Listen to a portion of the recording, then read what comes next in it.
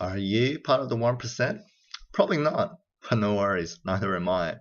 That's because we are experiencing inequality, something which has remained a persistent topic in the public debate throughout history. Many blame that inequality is caused by globalization, technology, or falling unionization, but Thomas Piketty in his book Capital in the 21st Century explains that it can also be caused by capital. He expresses that capital is favorably inclined to be accumulated by wealthy individuals, which prevents social mobility and harm economic growth. His view is relevant and applicable to Australia, but only to a limited extent.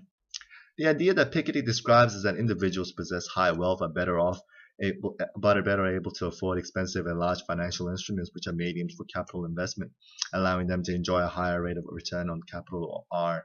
Interestingly, he notes that R being higher than the economic growth G isn't unusual and in fact common. This is because G is determined by demographics and productivity, which aren't related to R.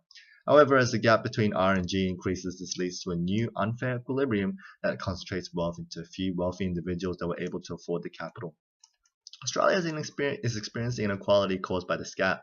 This is because of the aggressive policy changes made to the progressive tax system, with greater incentives and rewards for capital investors and indirectly, therefore, for the wealthy people.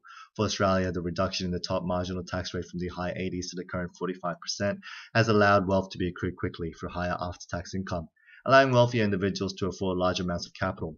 Furthermore, the current poor economic shape due to the GFC has led to a decline in G, whilst at the same time R remains the same or is increasing thanks to the preservation of the financial and investment institution, which has allowed wealth almost intact. Hence, as Australia's G continues to decline with the GDP growth rate at 2.5% compared to the average of 3 to 3.5%, from 1901 to 2000, the gap continues to increase and R continues to increase or remain the same at healthy levels, which is historically has been the case despite contrary expectation as identified by Piketty. Australia is expected to have the gap become bigger and therefore contributing to the higher inequality.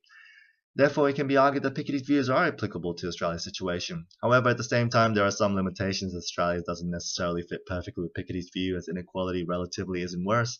One reason is that Australia experienced large demographic changes thanks to immigration. This has caused rapid and huge economic changes, which has made it difficult to inherit wealth and use it for capital. Moreover, policy decisions such as compulsory superannuation, FPT, and CGT has allowed wealth accumulation from capital investments to be distributed and taxed in a more egalitarian way, allowing more Australians to become wealthy. Lastly, unlike many countries, Australia's real estate market has emerged relatively unscathed during the GFC, with house prices rapidly increasing in the past few years, with wealth increasing by 482% and contributing to 44.7% of the new worth of Australia as a whole. So we identified that wealth contributes towards inequality by allowing wealthy individuals to accumulate capital and enjoy a higher rate of return. But for Australians, it doesn't strictly apply. Thank you.